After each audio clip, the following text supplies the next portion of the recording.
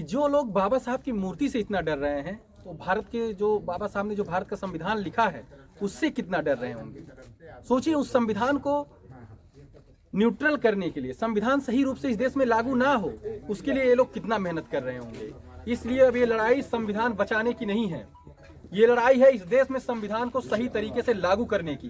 अगर इस देश में संविधान सही तरीके से लागू होता तो जिन लोगों ने ये हाथ तोड़ा है आज वो सलाखों के पीछे होते। अगर कहीं मंदिर टूटा होता, कहीं मस्जिद टूटा होता, अब तक पूरे देश में हंगामा मच गया होता, उत्पात मच गया होता, और जो किए रहते वो लोग भी सलाखों के पीछे होते। लेकिन ये 24 घंटा से ज्यादा समय हो गया है, ना तो मूर्ति बना है और ना ही ऐसा कार्य करने वाले सलाखों के पीछे हैं।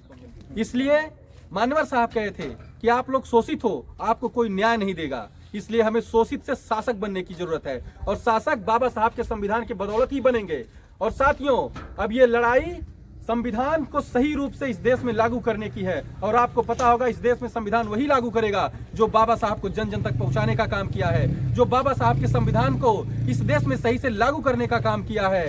आप सब साथियों से अनुरोध है कि बाबा साहब ने जो मत का अधिकार दिया, उस अधिकार का प्रयोग करके इस देश में एक बार फिर से बहुजन समाज पार्टी की सरकार बनाइए। मैं वादे के साथ कहता हूं कि ना इस तरीके का कहीं कांड होगा और ना इस तरीके का कार्य करने की किसी के अंदर साहस होगी, क्योंकि बसपा की ही देन थी कि इस तरीके से गांव-गांव में अम्बेडकर पार्क की जमीन छोड़ी गई, और बसपा की ही देन होगी कि ऐसा दुस्साहस करने वाले लोगों को सलाखों के पीछे भेजा जाएगा। और पता है आप लोगों को कि सबसे सख्त शासन प्रशासन बहन कुमारी मायावती जी का रहा है। इसलिए आप सबसे अनुरोध है कि बाबा साहब को अगर बचाना है, बाबा साहब के मूर्तियों को बचाना है, उनके विचारों को बचाना है, तो उनके विचारों पर चलकर इस देश में अपने मत का प्रयोग करके बाबा साहब के विचारों को संपूर्ण रूप से लागू करने वाली बहुजन समाज पार्टी को सत्ता में लाइए, ताकि इस देश में संविधान को सही तरीके से लागू किया जा सके। इन्हीं सब बातों के साथ और इसी के साथ हमारे बड़े भाई लालजी पांडे जी ने यहाँ पे घोषणा किया है कि अगर यहाँ के लोग इस पार्क को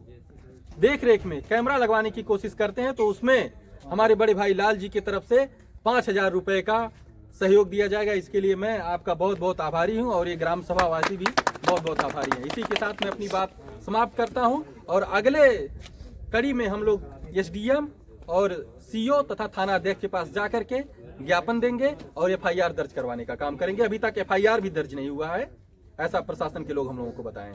जय भीम साथियों।